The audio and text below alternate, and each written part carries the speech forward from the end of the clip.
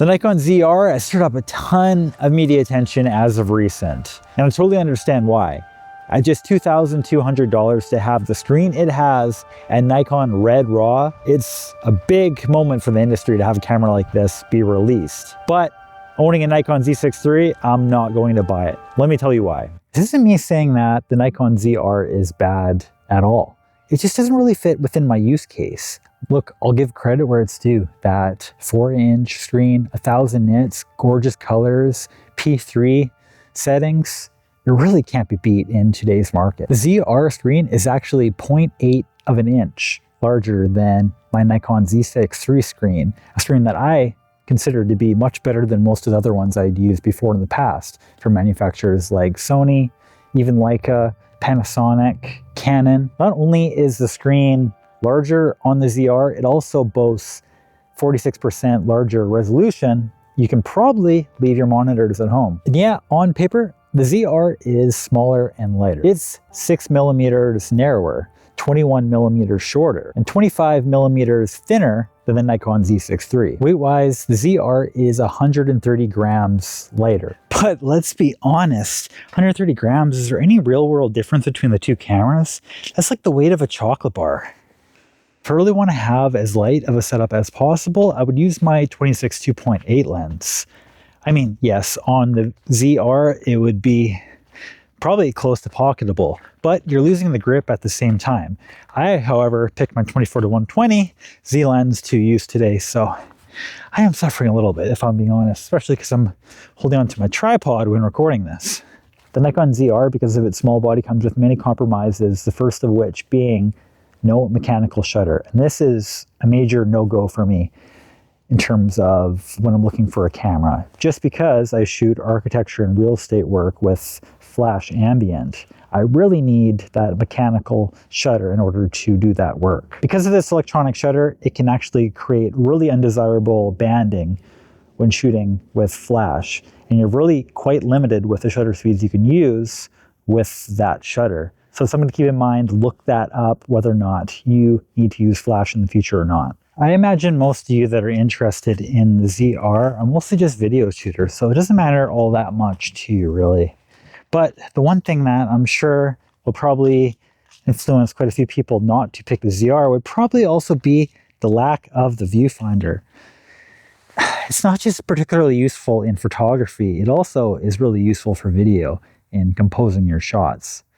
Yeah, the screen is larger, but in bright sunlight, it might be a bit of a hindrance not having it. The Nikon ZR actually suffers around a 50% data hit in H.265 compared to the Nikon Z6III, and around a 30% hit in the ProRes codec. I should mention that the results shot in the H.265 actually were in the N-Log. I'm not entirely too sure if it suffers the exact same data loss in the regular normal H.265 mode, but I assume it probably will be very similar. The theory is the Nikon ZR lacks a lot of the heat dissipation material that the Nikon Z6III has. And shooting in a non-compressed format like the standard H.265, that's when you get a lot of the overheating that the RAW codecs don't suffer from. Because we're experiencing both these things in H.265 and the ProRes HQ, it's likely we're not going to see a firmware update on this being fixed, and it's just something you're going to have to most likely live with, and it's been designed to shoot this way. There's always mushrooms at this spot. What's up with that? With all these issues, a lot of you are thinking, why don't you just shoot in red code RAW? And it's because the file sizes are massive. I think most people that are wanting to buy this camera don't necessarily understand what they're getting themselves into. With the average recording of around an hour being around 700 gigabytes, where are you going to store all that data? Before recording this video, I actually had to format this Angelbird card, and this is 512 gigabytes.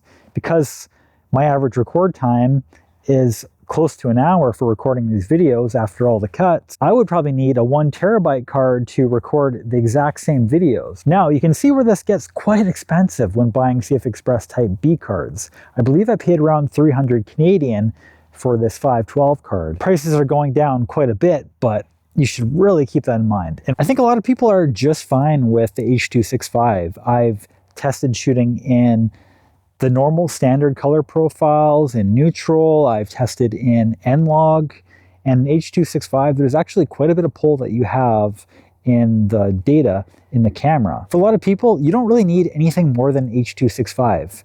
This was the absolute standard for so many years for a reason. With all this being said, I don't really think people would even be able to tell the difference if you were shooting on the Nikon Z6III and their NRAW, or the ZR on the red code RAW. It's probably not going to be all that much of a difference, and I doubt anyone can really pick out the two cameras when compared side by side. I think Nikon's kind of doing what Leica has done for a while now. They have a few cheap cameras to get people in the door, even some smartphones that are supposed to be co-engineered by Leica. Gets people in the door, has them talking about your company. Eventually, they buy something like a Q, then they buy something like an M series camera, and then just so on, and they become a lifelong customer. Nikon's newest edition, the ZR, is a really great addition to the series of cameras. Nikon is for sure my favorite manufacturer at the current moment. There's just so much flexibility that you have in the mount, the Nikon Z mount, whether you're adapting old glass or Sony glass, even Fuji FX lenses, you can adapt them, believe it or not. And the Nikon Z6III just does everything perfectly for me. It's a great real estate architecture lens for photo and video. You have uncropped and raw footage that is really nice to edit. It has smaller file sizes. To me, it's not really a compromise. The screen is really the major compromise, and just that little bit of weight. But keep in mind, that little bit of weight is around the same as a chocolate bar.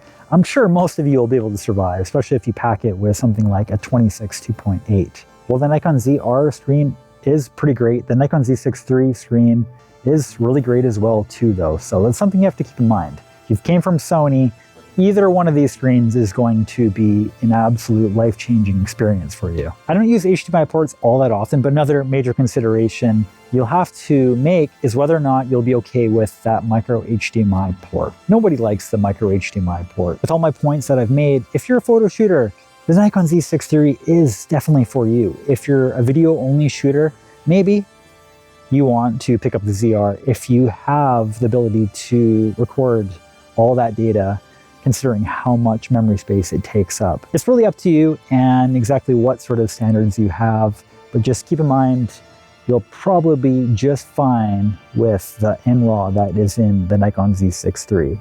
Well, it's starting to rain. It's time to go inside and edit this footage. Thank you so much for watching. Please go into the comments for my affiliate links. It would greatly be appreciated. I post videos like this several times a week, so I would appreciate if you subscribe and join me on this journey. I also do live streams where I cover anything photography related in terms of news. And I also cut it into shorts if that is more convenient for your busy schedule. Thank you so much. See you in the next one. Bye.